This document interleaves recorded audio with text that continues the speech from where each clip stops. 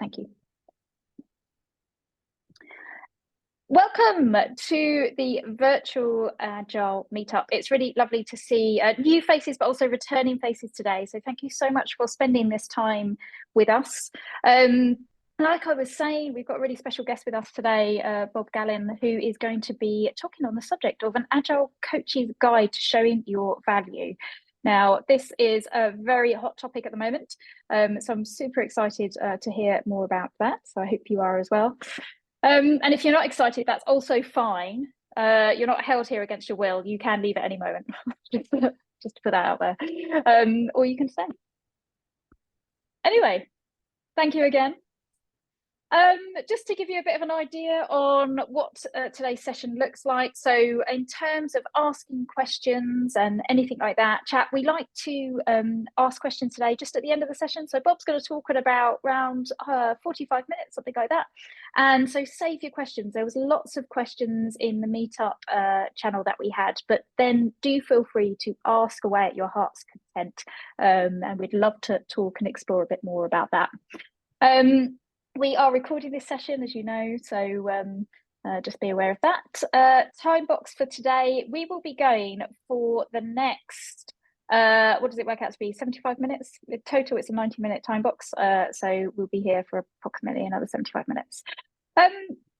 And chat, we love a bit of a chat. Feel free to put your chat in the chat box, talk to each other, share your own knowledge on things that worked for you, that haven't worked for you maybe, and we'll keep an eye on that. Ines is the whiz kid at the chat, and so she's always good at sort of using her fastest finger first in order to get some of those questions in there. But if you do have a question, do hold it in your back pocket for the end as well, so we don't miss it. And if we do miss it, then just come off mute and let us know. And that's totally fine. We usually have a fairly laid back facilitation style. If you've been here before, you'll know that. And yeah, I'm pretty sure that's about it on those. Oh, fire escapes. Fire escapes are going to be different for everybody, right? For me, it's basically that way and out the door. For you, if you do that, you might end up in like the laundry basket or something like that. So just go where best suits you. We are virtual, hopefully. We all realise that. Right. So now we're warmed up in terms of the admin. What about our fingers? Talked about fingers a couple of times. Rock, paper, scissors. Big fan of this game, and I work with a lot of teams, and I play this game a lot. It's great for, making decisions, doing, I don't know, anything really, like just rock, paper, scissors. You've got to warm up your hands before you get to work. We're typing all day, so it's an important thing. So today's session, today's questions are basically, I'm going to ask you a question. There's going to be 3 questions. You either agree and you show us a rock. So if you want to give me a go at your best and finest rocks, beautiful.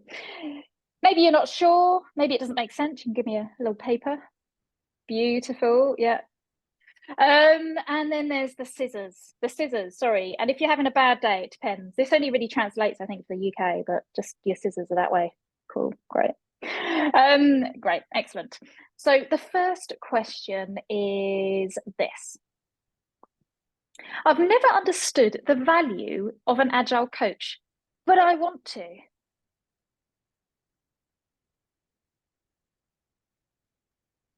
So disagree because maybe you don't want to. It's a bit of a cryptic question. Or you've always understood the value of an Agile coach. Very good.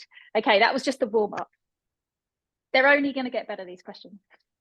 I am an Agile coach and I struggle to capture my value in words or data or actions. A few papers, a few scissors, a few rocks. It can be difficult. Sometimes people say if you're coaching, it's very hard to actually tangibly show your value. And then the last question here is, I thought value was just attributed to building products and shipping them, not to being an Agile coach. Oh, beautiful scissors. I was hoping for a sea of scissors there. And for those that aren't on camera, we are assuming that you're playing along too, and your hands are lovely and warm. Yes, brilliant. Good. One thing that I put in here I thought was maybe a little bit of a nice touch is we've got a QR code. If you've got your phones, you can go ahead and scan that and you'll come to a Mentimeter that basically asks you about the value that you've bought this week or bought today. Just to have a little bit of a think, what have you done this week that's brought value to either yourself, to your team, to the organization? And we'll have a look at that at the end. Hopefully I'll remember, so do remind me. Otherwise, we'll put it in the email that goes out at the end of the meetup. Right, without further ado, Bob Gala, thank you ever so much for joining us today. The first time we briefly met was, I think, a few years ago, when Ines and I were hosting the ScrumMasters Summit. But we're not advertising for that here today, but we're just calling that out. So thank you so much for joining us. Your reputation goes before you. I don't think I really used to do much of a introduction today. So I will hand over to you now, Bob. Cool. Thank you so much, Helen. Thanks to both of you. Let's see if I can share my screen. I can. I have the power. Hold on, everyone. I have to exercise my power and rejigger my screen so I can see everyone. Cool. All right, and I have my timer started. So the talk is entitled An Agile Coach's Guide to Confirming, or I get stuck on what word to use. Is it showing your value? Is it communicating your value? Is it, and I've landed on confirmation, and I'll explain why in a bit. So that's where we're going today. It's a challenge for me. I was trying to come up with a graphic, and for me, at least on this side of the world, hurricanes hit the East Coast in my area of the U.S. sometimes, and it feels like you're in a hurricane sometimes as a coach. I've been coaching as an inside coach, but also as an outside coach, an external coach, a consultant for a long time, and it's something that I get. Everyone asks me, every client asks me, what am I getting for my money?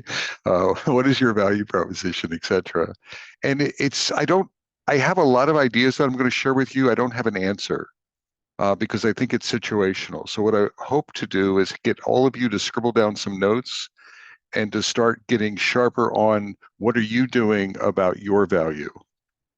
In your context, in your situational context. But it is a bit of an eye of the hurricane thing, right? You want to sort of get in there and then go out into the crazy winds and then maybe come back into the hurricane. The first idea that I want to drop on everyone is that I found that the beginning is a really special place in a coaching arrangement in setting value. The beginning could be an interview. So you could be interviewing for a job, for a coaching job or a Scrum Master job. And when I say coach in this sense, it's really coaching skills. It's not so much a job description. So my hope is leaders, if any of you are leaders, that this talk has value to you. If you're a coach or a Scrum Master, this talk has value to you. If any of you care about showing value, hopefully this talk has value to you. But the beginning is incredibly crucial. And that could be the beginning when you're coaching. If I'm coaching Renee, if I walk into Renee's virtual or physical office and I say, Renee, I'm here to coach you, right? I'm establishing a rapport. But in that case, I'm really not. I'm alienating him and he's probably going to get defensive or something. But I didn't enter very well.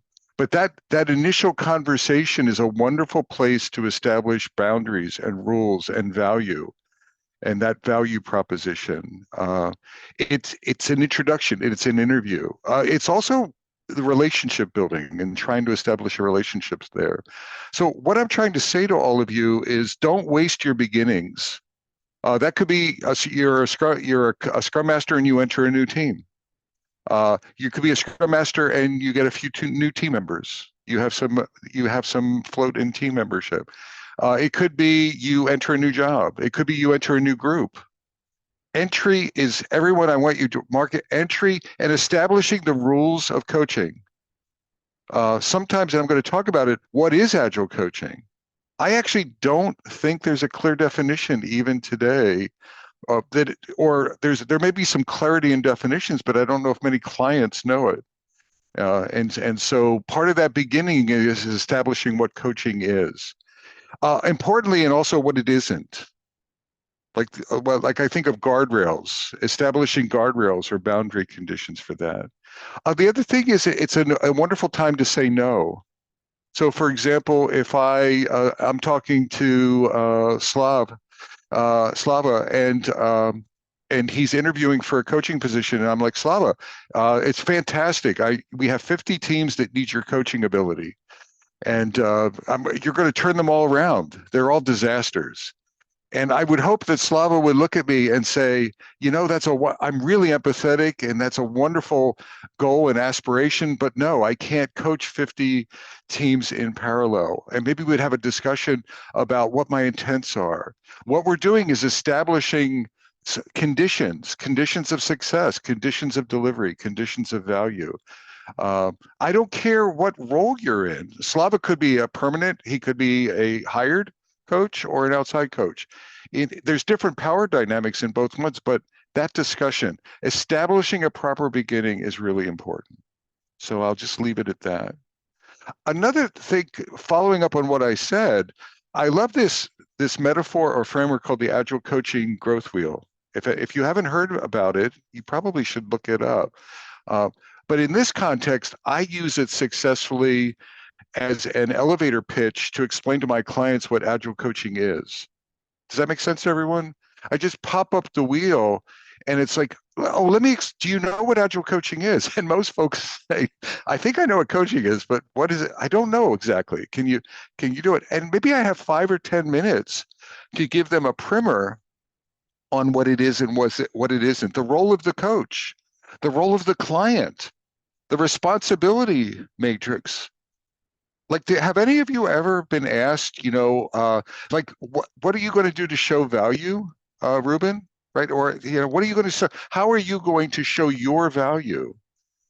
Meaning, as a coach, I want you to demonstrate your personal value to the organization, your ROI. And I get asked that a lot, and I try to shift it into the conversation is, as a coach, it's really hard for me to independently deliver value.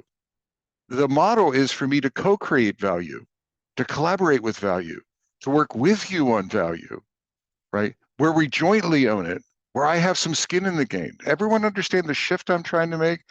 And a lot of times folks want to delegate everything, fix the entire organization. Helen, here, that's your value. Fix it. It's broken. I want you to fix it. And I don't want Helen to say no. I want her to say, join me. Wonderful aspiration. Let's work on this together. How can we co-create? How can we co-coach? How can we co-own what's going on? And do it from the perspective of the Agile Coaching Growth was explaining what coaching is and what it isn't. What is professional coaching? What is mentoring? What is consulting? What are the various, anyone ever hear stances? What are the various stances or competencies? And giving your client a lightweight view to that really helps. Talking to them about what's your not favorite, but what is your most skilled stance? What is your least skilled stance? Showing some vulnerability. This is where I'm very good over here. I'm learning over here. I'm okay over here. You can manage expectations. So that's part of that. Leverage the growth wheel or think about or some model in those conversations. Now, you're not running them through a 2-hour class. This is very fast. It's just a lightweight primer to balance terminology and to set expectations. So that's the beginning. This is some stuff I want to talk about in the beginning. The next thing I want to do, and I'm going to go through this very fast, faster than I usually go through it. The links are in the PDF, and you'll get that, where you can go and follow up. But I have 8 articles or 8 papers or 8 blog posts from 8 different coaches, and they're all talking about value from different perspectives. And I want you to consider these different perspectives. Some of them may be relevant for you or resonate, some may not. That's fine. What would be useful is for you to scribble on a piece of paper what's interesting to you. Because I think you want to come up with your value reset proposition. right? What adjustments do I want to make in my behavior around valuation? So the first one is Pierre Nice, and he brings in ADCAR as a change management structure. I don't know if everyone's aware of that, but that's not the point. The point that I'm getting at with Pierre is he talks about that coaching value has three dimensions: team, organizational, and individual. And the way I read it, you don't want to just be a team coach. Does that make sense to? I'll use a Scrum Master as a role. A Scrum Master, very often Scrum Masters make the mistake that they coach all downward. 100% of their time is downward to the team. What I've discovered is very often some of the team's impediments are not team impediments, they're organizational impediments. Right. In my experience, the larger percentage of team problems are more organizational problems or system problems than they are team problems. And so Pierre's telling us that don't get stuck in one, don't be unidirectional in your value. No, even if you are underskilled, it's do some one-on-one coaching, do some organizational coaching, and do some team coaching. I think of it as like a 360-degree radar. Make sure that you're well balanced. Does that resonate with everyone? Be well balanced in your valuation. Don't get stuck in one direction because you can be myopic. And I would argue that the team direction is probably the least value driven for the coach, or the value isn't that visible. The team's value is visible, but maybe the coach's value isn't. So don't get too stuck teamward. Len Legacy is a coach, I think, in the western part of the U.S., and he talked about impact measures. And some of these really resonate with me, and I think about it in my own valuation. Proud parent moments is something that I try to measure. It just resonates with me. Am I generating proud parent moments? And to me, then it could be value there. Am I creating the ability in the organization to self-heal? Is the organization dependent on me, or can it self-heal? Can it self-coach? One of my goals is to create a self-coaching organization behind me when I'm coaching. At least in the back of my mind, it's a meta skill in the back of my mind that I'm thinking about. Coaching tree is, are you creating a succession tree? Sometimes coaches I'm involved in a lean coffee called a Moose Herd that I sponsor, and there's one coach there, and he's reluctant, or a Scrum Master coach, he's reluctant to leave his team because he really has made an impact to his team, and his team really loves him basically and really enjoys working with him, and he doesn't want to leave. So he has not created a succession plan. Right. So from one perspective, he's having a great impact on the team, but he can't go and help the organization anywhere else until he disconnects from the team. And succession planning is really an important part of that value. So Len is thinking about those aspects. Jesse Fuel is a coach in the U.S. in the Washington, D.C. area. And what he talks about is don't measure coaches by organizational results or by coaching activity, basically by data. Don't measure coaches by activity. Measure them by individual leader and team satisfaction scores, creating an NPS score, and periodically surveying your customers and leveraging that data. Not necessarily with a tool, it can be very informal. And I love the fact that he's talking to his client and he's gathering data from an individual client. In this case, could be individuals you're coaching, teams you're coaching, groups you're coaching, but he's getting that data from the client. So the clients are determining value. I would probably, in that survey, I would not only ask them for value, but I would ask them, are you talking about Bob Gillen outside your ecosystem? Does that make sense to everyone? Meaning it's evaluating Bob at a 9, but are you actually sharing that with other people? So, and helping to, are you communicating that outside yourself, and just trying to get them to think about that? So not in a self-serving way, but that's a measure of value to me, like perceptive value. Are people talking about you positively behind your back and the impact you're making?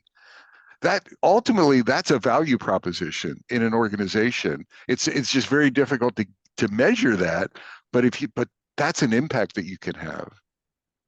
Todd Langford, I forget where Todd's in. He may be in Europe. He talks about 5 outcomes to strive for as a coach. So, looking at outcome-oriented thinking and observation, help your teams to see waste, helps you relearn how to learn. Are you unlearning so often we're teaching the organization.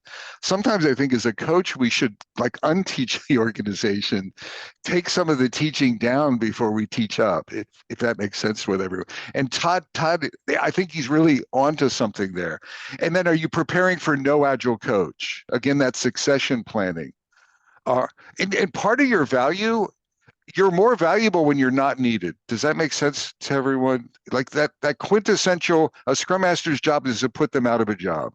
I've heard it said in different ways. I'm not trying to trigger all of you say, well, I'm already unemployed. That's what are you saying? That's not my point. It's a mindset. It's if you're really coaching, the teams or the individuals are growing and they don't need you. And the organization will see that. And that can be incredibly valuable and hard to argue with, hard to measure, but hard to argue with leaders who are seeing what you're leaving behind you. Neil McShane, I believe, is in the UK. He talks about 4 performance metrics: jobs that get done, client experience, community contribution. He's starting to bring up some outside involvement. Are you growing yourself? Are you growing your capabilities as a coach? Are you becoming a recognized domain expert in some way, in some fashion? And then practice application. Are you actually walking your talk? Everyone write that down. Part of your valuation should be, if people look at you, are you doing what you're telling everyone else to do? Are you doing it yourself? Even when people aren't looking, are you walking your talk? It's incredibly important as a coach, and I find a lot of agile coaches are not walking their talk sufficiently strongly enough out there. And so Neil is talking about that.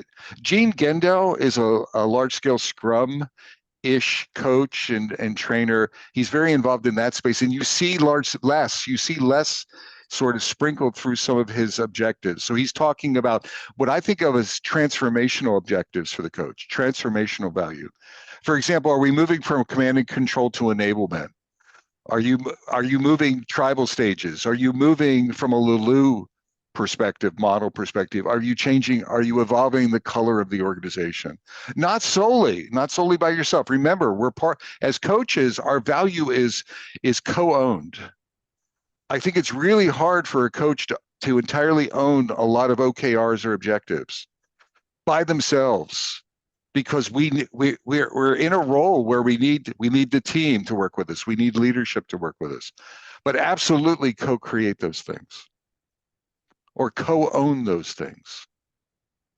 And then Roger Brown is an emeritus coach, and I put Roger's thoughts in here, one because they're dated, but I think they're still relevant. He's talking about agile coaching and transformation, and more from an interview he's looking at it from a hiring point of view. What's value in hiring? Like deep knowledge, access to resources. Are you reinforcing your learning? Are you impartial? Can you be balanced in your perspective? I can't be. For example, I'm very opinionated about SAFe, Scaled Agile Framework. So I'm like a SAFe denier or something like that. So I can't. So at least, but I'm transparent about it in an interview. So I'll avoid those conversations. But I should become more balanced in it. If anyone, I'm just joking, everyone. I'm not trying to critique SAFe at all. It's a wonderful framework. So. Now, my value proposition for coaches is maybe a bit different. I've been a senior leader in organizations during layoffs. I know that's a very negative connotation, but I've been involved with growth, and I've also been involved in reductions over years and years as a CTO.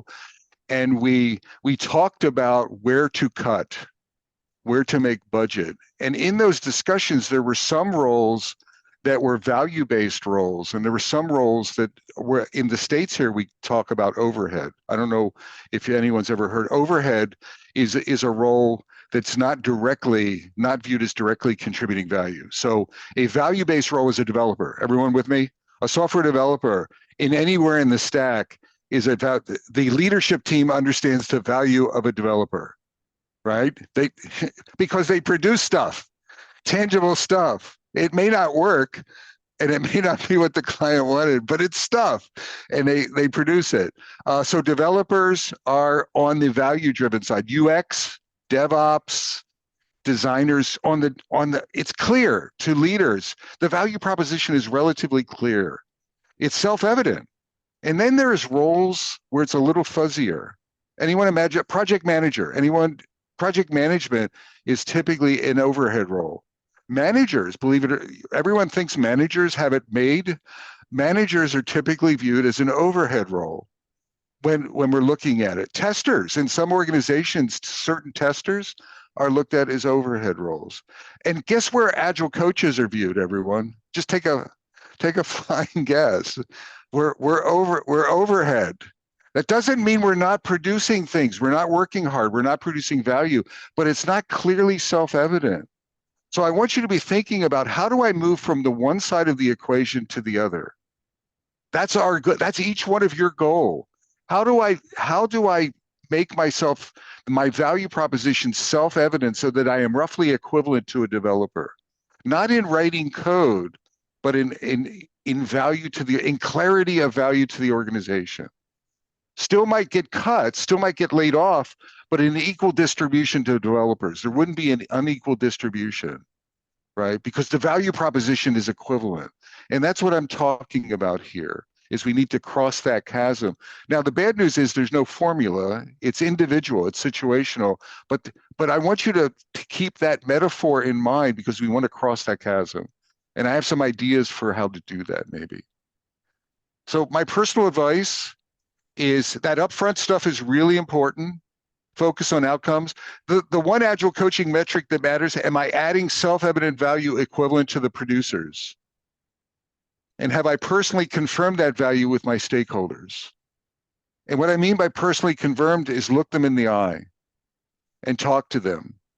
So that's why don't send someone a report. So what are some things not to do? Don't say, look at Jira and look at how much my team has done, or how much my team has produced, or look in whatever tool you're using. Have a conversation with your stakeholders about what are their goals and what are they expecting you to deliver with them, and then confirm that value periodically after you've delivered it. Now, it's going to be coupled with the team if you're doing team coaching, but you played a part in that, right? Is everyone with me? Jody, you're playing a part in the team, but I want you to actively communicate the part you're playing. Talk about the part you're playing. Strategize with those stakeholders the part that you're playing. You're not an automaton. You're not AI.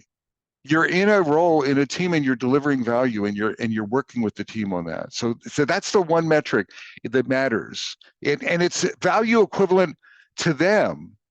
So it's not delivering agile, it's what they are asking you to do, right? It's that the goals need to come from the stakeholders, and then confirm that you're doing that, and then be willing to pivot if you're off center and off track. You have to deliver value to the stakeholders, not what you think they want, but what they say they want, right? And then iteratively confirm it. How am I doing on time? So I about a year and a half ago, when layoffs were happening, there was a big layoff here in the States at Capital One.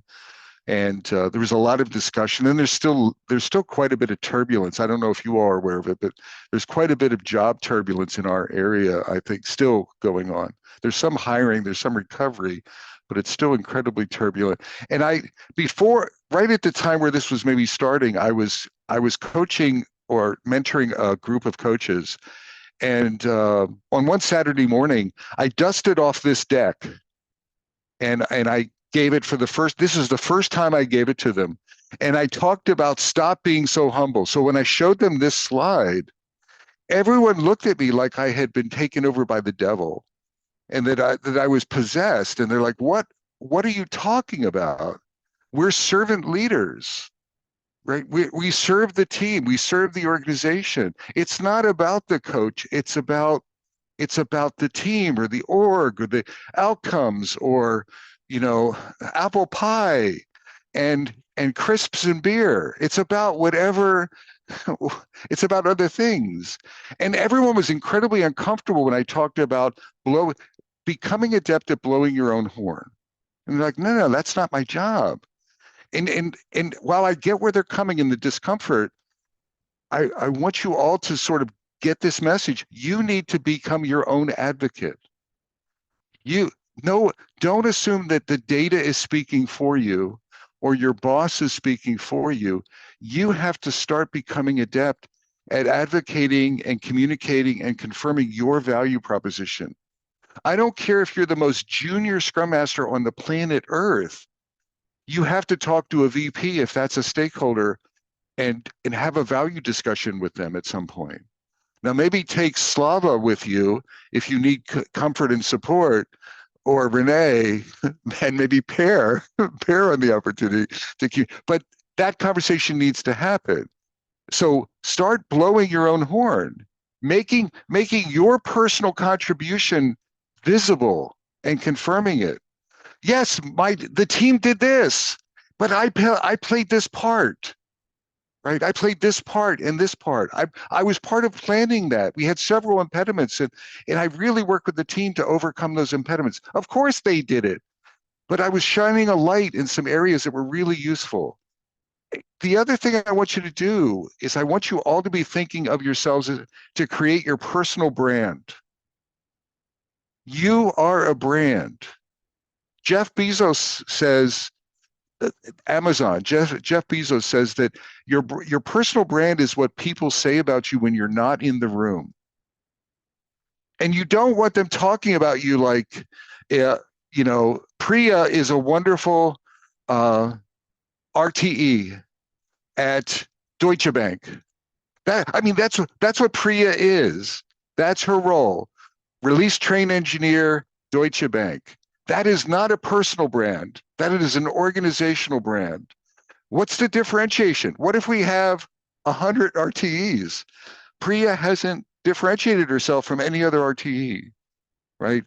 That's the brand. Now we want to shift that.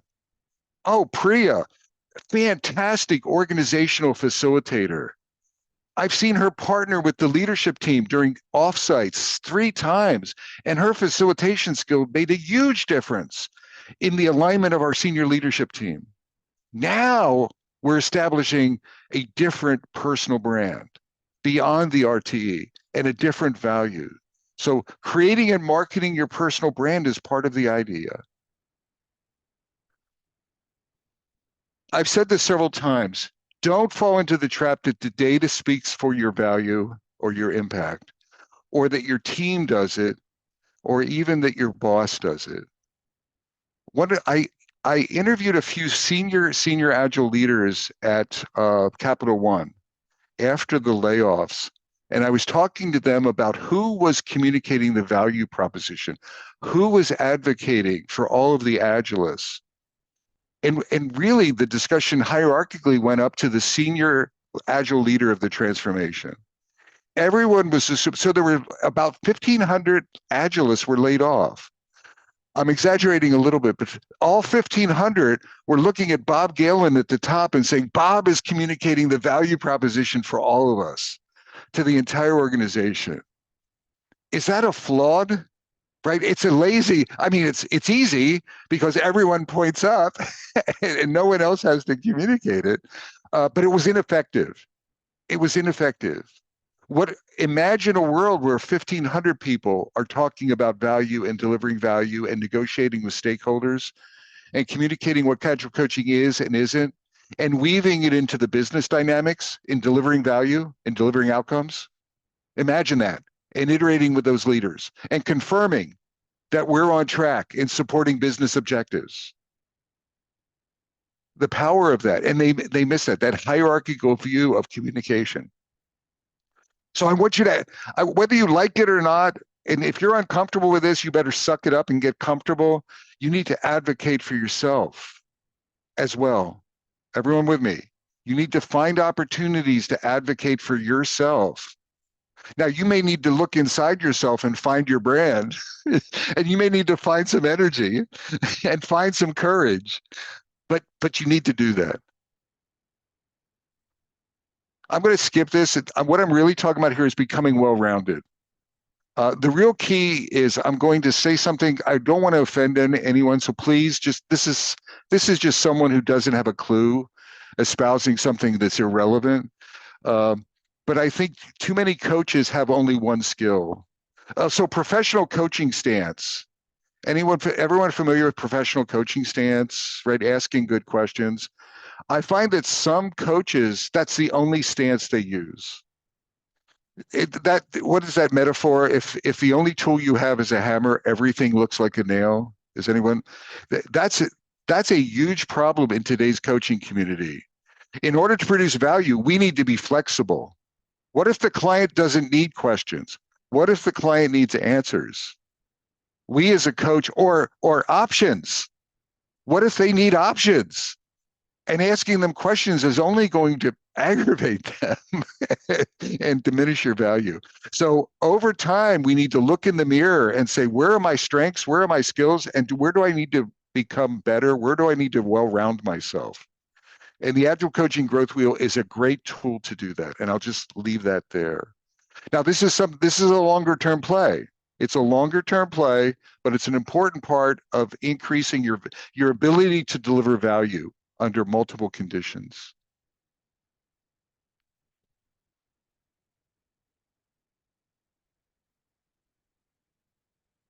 I'm not doing badly here.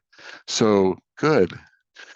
I think another thing, I was talking to another coaching session, if you will, and I was talking to another Scrum Master, and the Scrum Master was have this position where I don't do things for the team.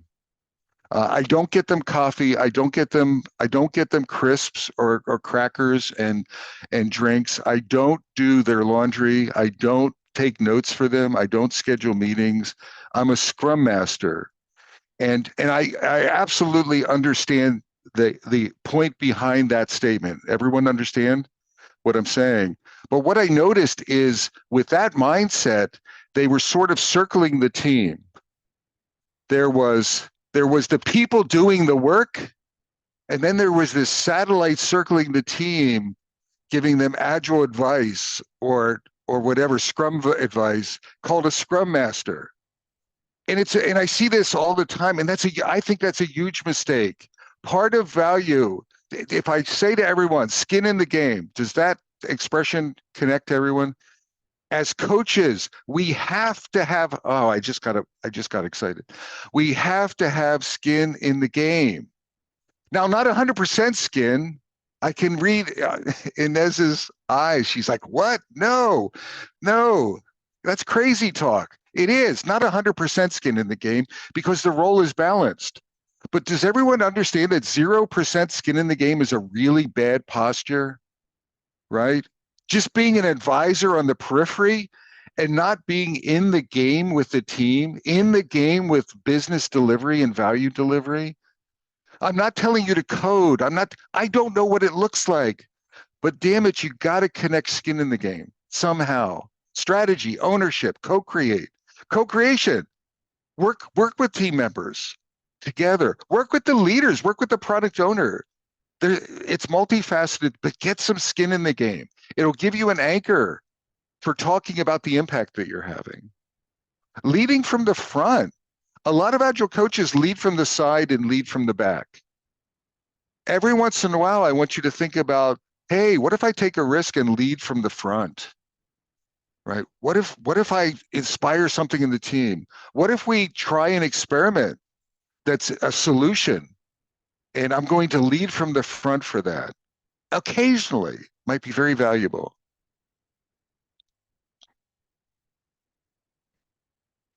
I want you to increase your visibility.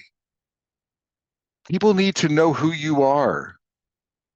I see a lot of Agile organizations, leaders understand the team names. Everyone has like esoteric or funny team names, but they don't necessarily know the the coach or the scrum master's name, right? They just know the teams. And it's like the coaches are so blended. So I want you to become more visible, that leading from the front.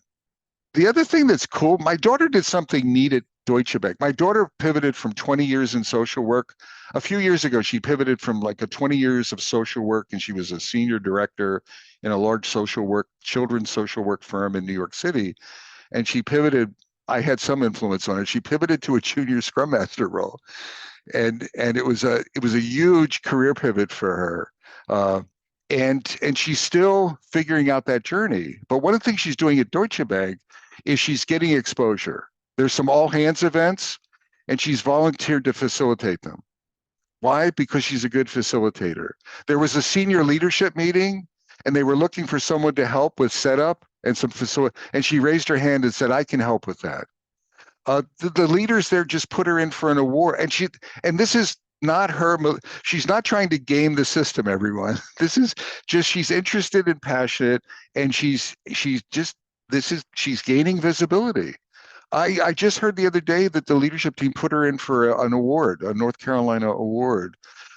My point is, your skill set as a coach opens the doors for a myriad of opportunities in your organization. I want you to look at the world that way, right? Like facilitation is something that you can do in a lot of places. Mentoring is something that you can do in a lot of places. What are you doing to gain visibility, to make a difference outside of Agile organizationally? How do you measure that? I read Helen's mind. She was like, "Bob, how the hell do you measure that? That's intangible." And I have an idea.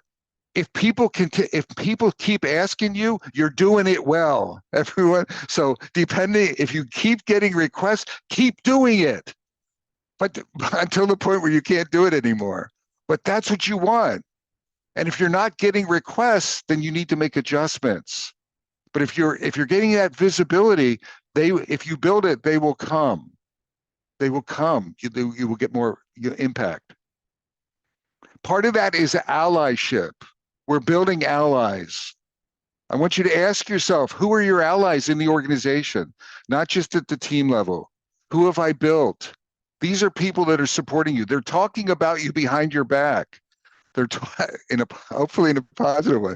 They're talking about you. They're helping with your brand sharing, right? They're helping to establish your brand. And again, look for those increasing requests.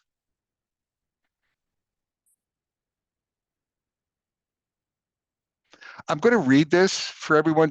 I want to slow down and this was something I found by Elena Mariu on LinkedIn. This was just a post that she put up, and she was talking about promotions, but I want you to think about it from an allyship perspective. So she said, step one, no matter what level you are, is to create a map of the people you need to support you. Then write down their motivations, what influences them, and who they have strong connections with in the organization. I would add to that, what motivates them to support you? What's in it for them, and what's in it for you? Then she says, ultimately, this is about identifying who you need to be in your alliance, as well as who might have the power to hold you back. Once you've mapped this out, then you build your strategy of connection and influence. This is not an intuitive task for many. So if you have a trusted work friend, sit down and help each other unravel what's happening in your organization. How relevant is that for you in your coaching? Do you all have a map? Do you have a strategy? Do you have an allyship strategy? Do you have a connection strategy? I'm reading Paula's mind, and Paula's saying, who has time for that? Right? I have a day job called Scrum Master. I don't have time. And I'm saying, Paula, who on you? No, that's not true. You have to take the time. You have to take the time on that. That you must take the time. That's part of the dynamic, is establishing that allyship, that understanding, that support network, that brand. It doesn't have to take 50% of your time. Don't do zero, maybe as a message to take away. Too many people are doing zero. That's not a good proposition. That's leading to a lot of what we're seeing, everyone, right? If leaders don't know what you do, if they don't know your name, if they continue to come, how many people have ever gotten asked, what do you do as a coach? Come on, right? Or what's it? Yeah, that you want that to reduce over time. That burn down chart should burn down. That should be, if you're doing your job, that should be burning down over time.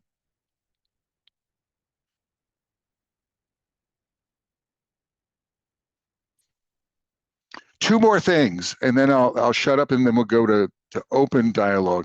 One, one thing to be aware of is there's a lot of superficial kudos in the world.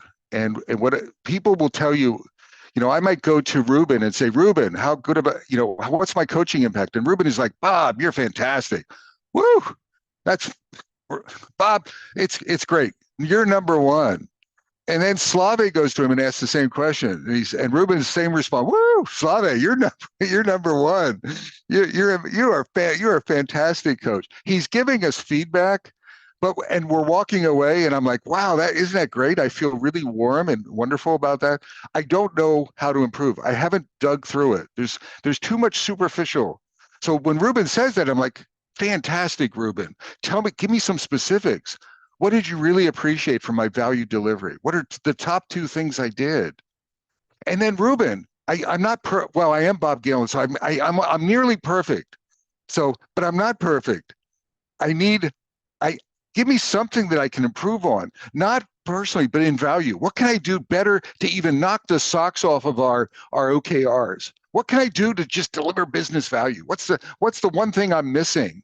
Ruben, tell me now, so I can get better. So I'm going below that feedback. Go below it. Dig deep on the feedback. There's stuff there that we can take action on.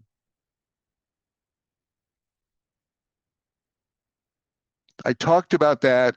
I'm going to skip this because it's depressing.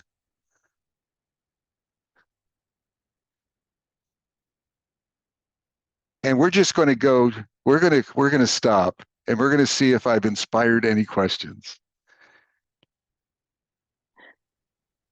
Okay, great. Thanks, Bob. So we'll just take a few seconds because it was quite a sudden, abrupt stop. It was. To give people time to. It was. That's all right. But I was hopeful that there might be. Are there any questions in there? They're probably not. Oh, there might be. I've got a bunch of backup questions, but let's put it to the floor first. Any questions from the gang?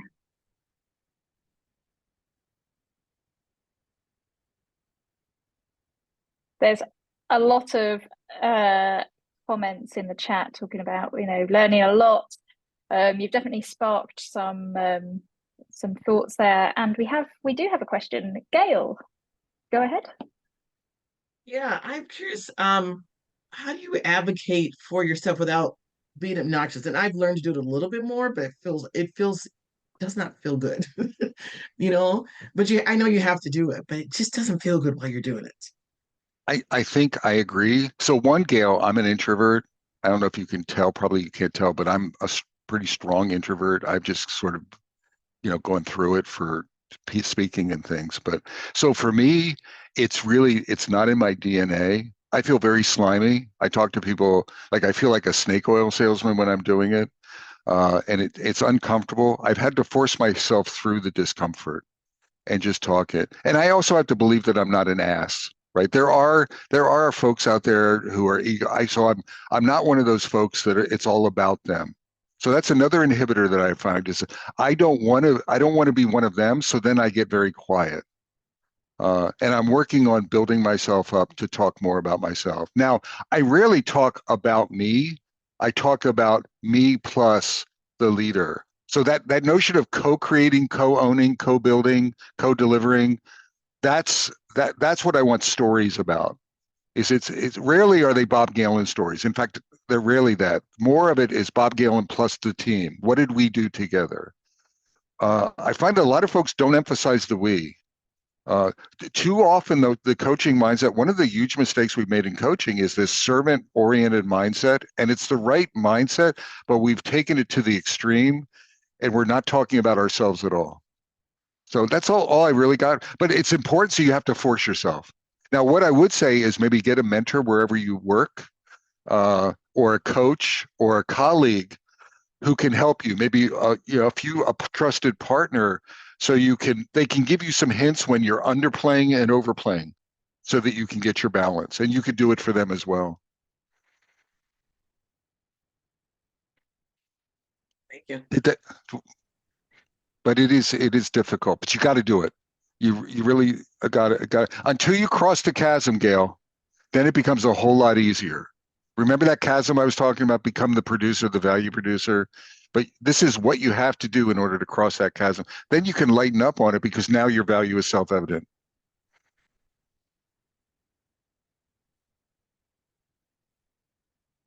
Okay, thank you.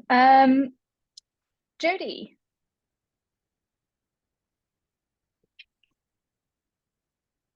Yeah, could you possibly give me, as a Scrum Master, some advice as to how to handle when leadership in one particular tower is not real agile savvy and very resistant, but you are within an art that you have to be the Scrum Master of, within your team, and you're not really getting that support. So anything that I can do or we can do that helps resolve that situation. It's a good question, Jody. I mean, the thing I learned, actually, I didn't learn it soon enough. So early in my coaching career, I felt like one of my jobs was to change people. So I was meeting resistant people, and I was trying to change them. I forget when this happened. No, I don't forget when that happened, but I forget when I had the epiphany. But there was an epiphany that I had, which gave me a little bit of relief, where I realized that you can't change people. I can't turn anyone. It's not even about Agile. Like in the U.S., it's can I change a Republican into a Democrat, or can I change a Democrat into a Republican? And the answer is I don't even want to try. So I do. It's dangerous no matter what you do. But what you can do is influence them. What my answer would be: show them what kick-ass, badass, agile looks like, and what's in it for them. And what I found is those people get drawn into it. The metaphor for me is moths to the flame. If we can get agile to be the flame, it will attract the moths, and then they're more malleable. And that's not just leaders. That's a lot of folks in the organization. That's teams as well, team members. And it starts showing them what agile is, starts with you, Jody, or it starts with everyone. So it's not show them a kick-ass retrospective. I'm not talking about Scrum things. I'm talking about principles and practices and our behavior and the results. So walk our talk as a coach, then our team is walking its talk and we're delivering the goods, and then see if that draws them in. That's a much more effective, I think, way to do that. Now, not everyone will be drawn. Not everyone is a moth. Some moths are out there on the periphery and they're just going to stay there. But I found that results do speak for themselves if we're driving really good results, and then establish relationships with them. The other thing is go find out what goals they have. So very often as coaches, we have the goal of turning something into Agile for its own sake, because we're good at it, because it's a nirvana state. Actually go meet those folks and find out what their goals are, right? Listen to their language and then translate that back. That's part of that relationship building. And I mean, really listen. Don't hear, very often I hear, oh, WIP reductions, we'll solve that for them. I start doing translation to Agile practices. Don't do that. Listen to what their problems are, listen to what their goals are, and then listen to how they would want to measure it, and then start mapping in Agile, but not even using the terminology, but really building. So what I would say is show them and then build empathy. I was rambling there. I tried to rein it in at the very Thank end. you. So I hope that helped.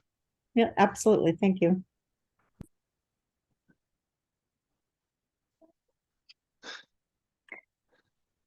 Any other questions?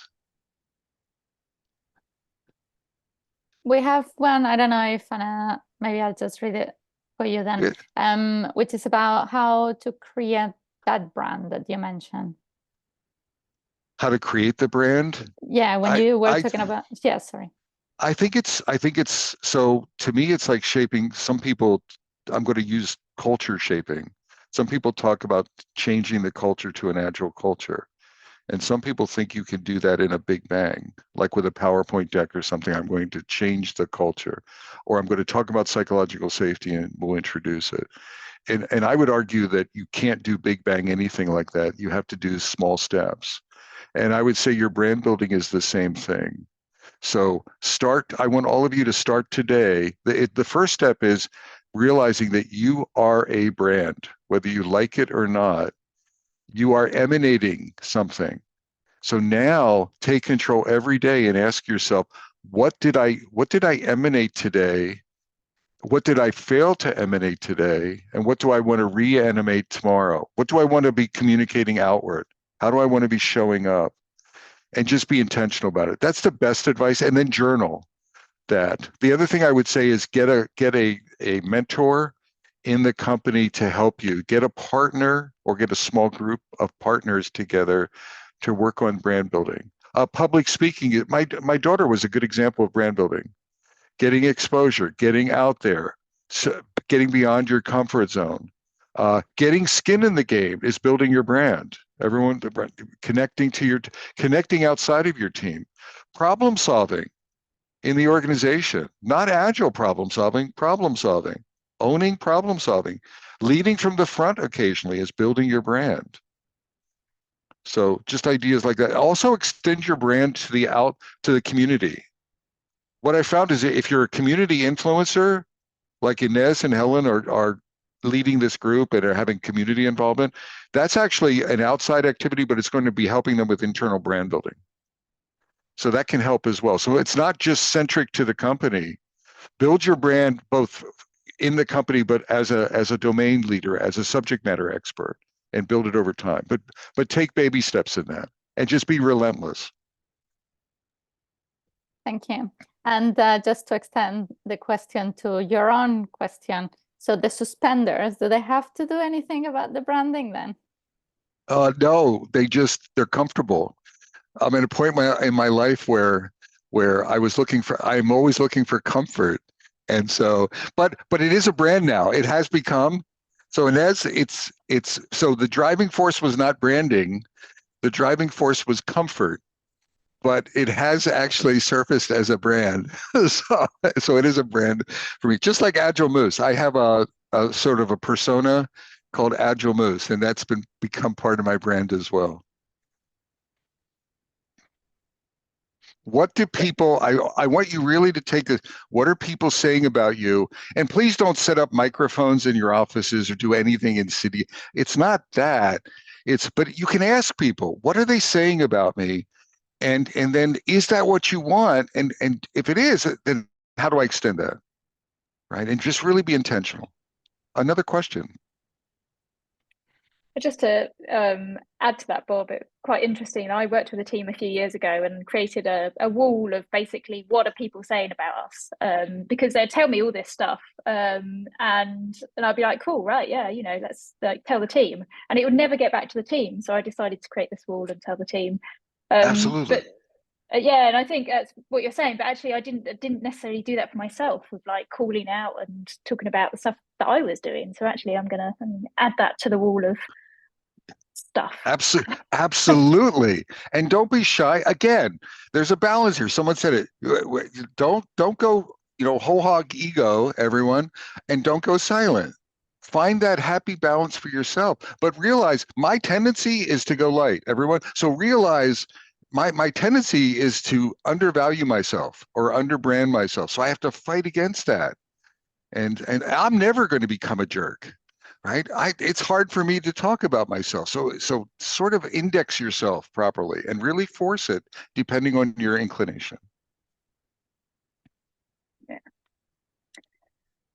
So we had a few questions coming in before the event. So I'm going to merge two together. One is asking you, what do you see as the next big trend in our industry.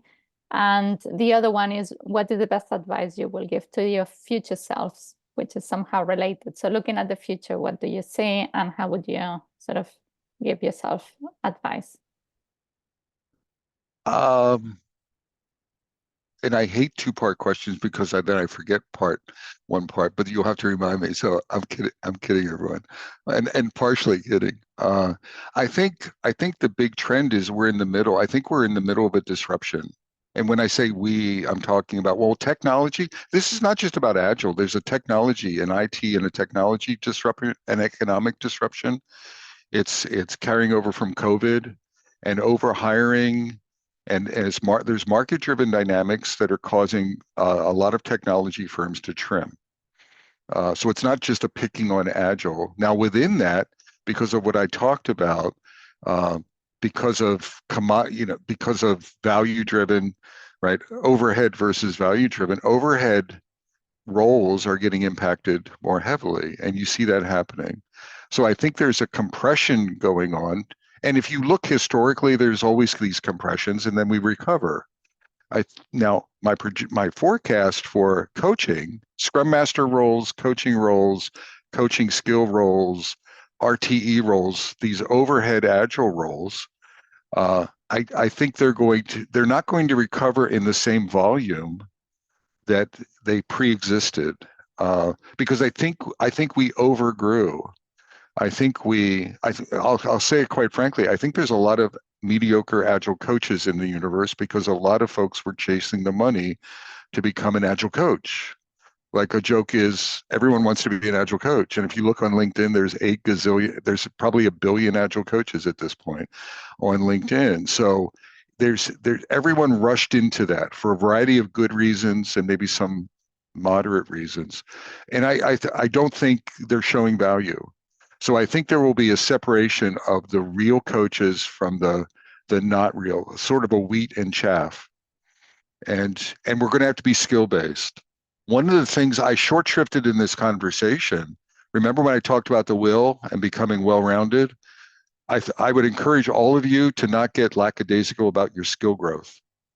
To look yourself in the mirror and say, where am I strong and where am I weak? And I need to start growing in those areas. So you create flexibility and well-roundedness in your coaching. Not so much as a title, but as a skill set.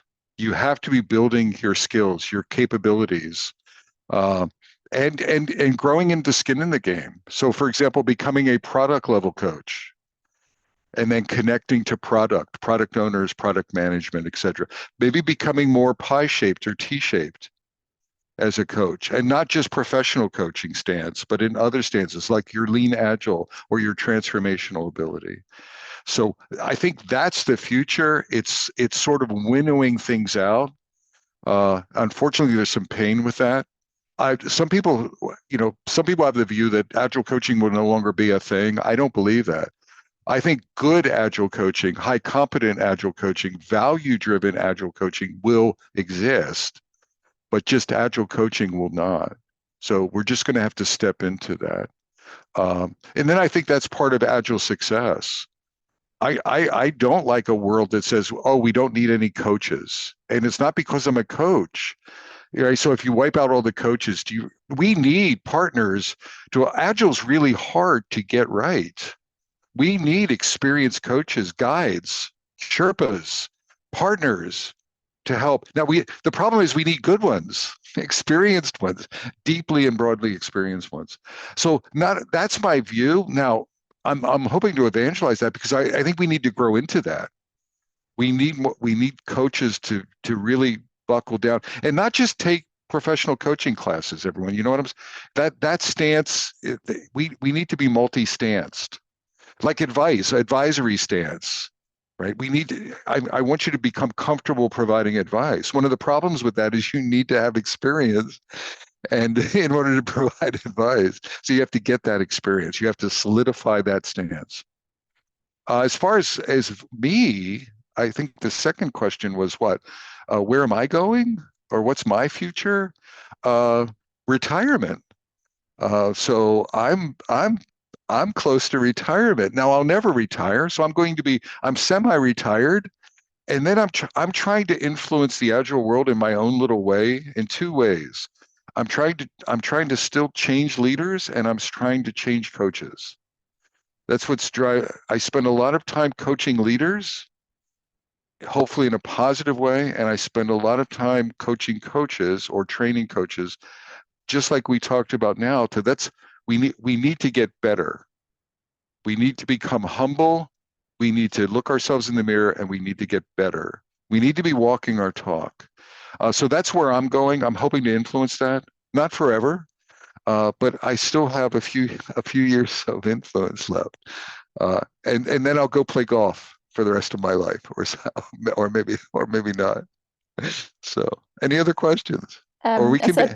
tapping into that maybe. So for the ones not perhaps so close to the retirement horizon, what in hindsight, what sort of advice would you give them? Advice around getting to retirement faster? Advice around what? Around Well, what? I Yes, suppose please. that's Yeah. evolving as agile coaches. What has worked well for you? What sort of things would you, if you go back in time, what sort of things would you give yourself as an advice? I mean, the key thing for me is I had an event in 2000. I was laid off from a company, and it was a self-evaluation event. It was a major event. It was a financial event for me. My kids were approaching college, and so money mattered to me. And suddenly it was gone. I wasn't infinitely wealthy, and that was the place where I started reinventing myself. That was the place where I realized that my brand was company oriented, and I needed to change that. That was the place where I incorporated myself. So I self-incorporated, even though I was working full time. What do they call it today when people have night jobs, side gigs or something? Or there's something, a gig economy. Well, back then there was no gig, but I created a side gig, and I started building Bob Galen, and I started writing books. I mean, I've been working on my brand since 2000. So what is that? 25 years of brand building and company building and things like that. And so to me, that's the defining arc of my career. And it was a pivot from being an employee to being Bob Galen Inc. At least in my mind, if that makes sense to everyone. And if I could share something that's given me power and given me support over the years, it's like I've never been unemployed since then. Does that make sense to everyone? I've always been employed by myself, even when I was laid off again. So, but that may sound trite, but it gave me an anchor. It gave me a sense. It changed my interviews. So that empowerment curve for me, I would never change that. Now, that was unplanned. That was sort of a reactive pivot to that. Now, the encouragement for me is that if any of you, my sense is most people encounter challenges like that in their careers, layoffs, events like that. I would say use it to reframe yourself. Use it to retarget yourself. Use it to make a different future. Don't continue on that same arc. Right? Make yourself have a powerful brand, a personal brand. Now, I think that's naturally changing. So in my generation, everyone's brand was their company. And then let's make that shift away from that and make that shift to yourself.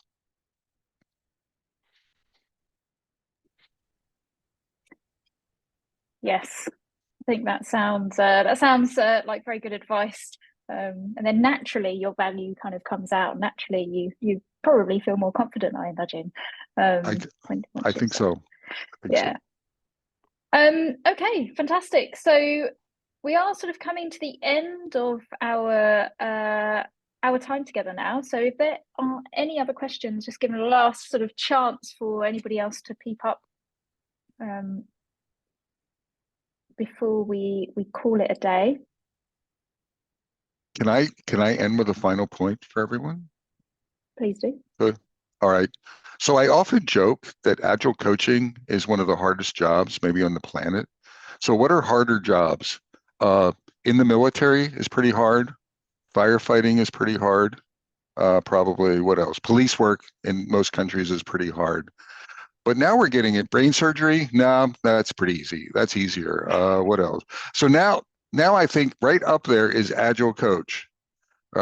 It's an Agile coach, and Scrum Masters are Agile coaches. Like everyone is an Agile coach in Agile, whether you like it or not. You know, it's just how skilled are you, how well-rounded you're giving. So my point is, it's a tough freaking job. So embrace. You're in a place that's uncomfortable. You know, it's going to be painful. You're a change agent. Imagine that. One of our goals is we're change agents. Well, change is one of the hardest things to navigate on the planet.